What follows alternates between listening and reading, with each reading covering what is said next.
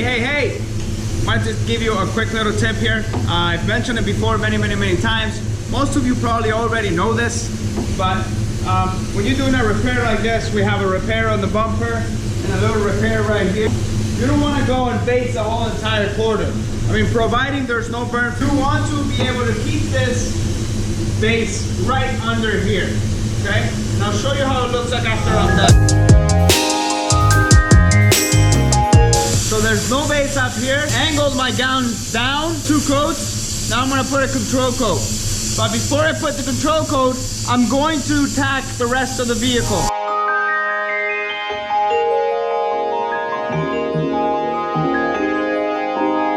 So there you go. No base there. There's a little bit of overspray here. But here, there's no base, right? So then you stay away from here. You stay away from dry spray up there. So everything is nice. Nice. All right? Just a little tip there for you when doing, you know, when you have body lines, use your body lines. I always teach that way. Use your body lines, use your body lines. If you look at my older videos, I've always said that. Use your body lines for your advantage, all right? All right, love ya, peace.